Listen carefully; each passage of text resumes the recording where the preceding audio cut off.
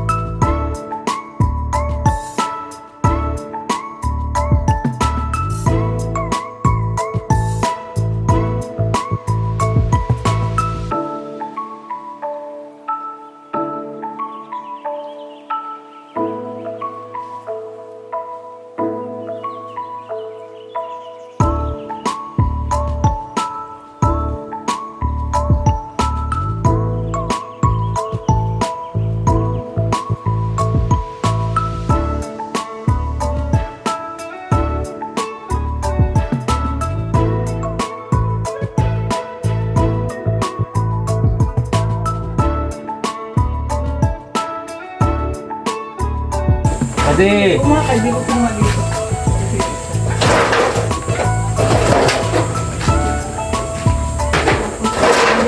Sarap yung napaprito. Lagyan ano, lagyan ng gulay.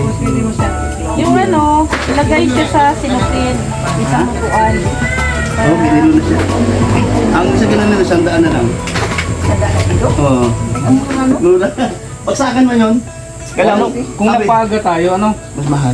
Hindi, kung napaga tayo, yung isang klase. Oo, yun o. Ano isa yung binatabok ng isang awanan din? Ito, ito, 500 do. Pero marami.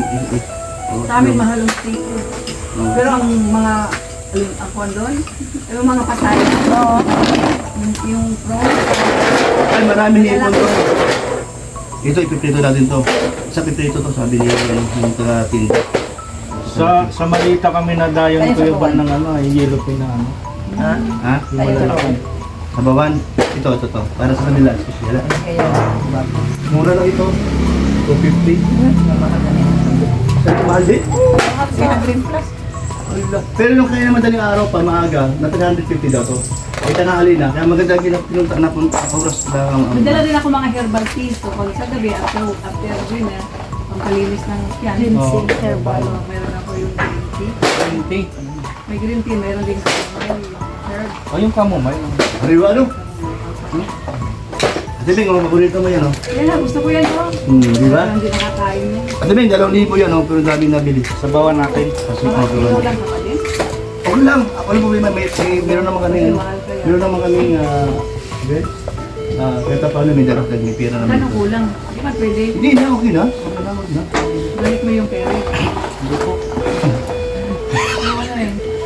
Palit lang. Kakain din naman kami. Oo, kain. Huwag na.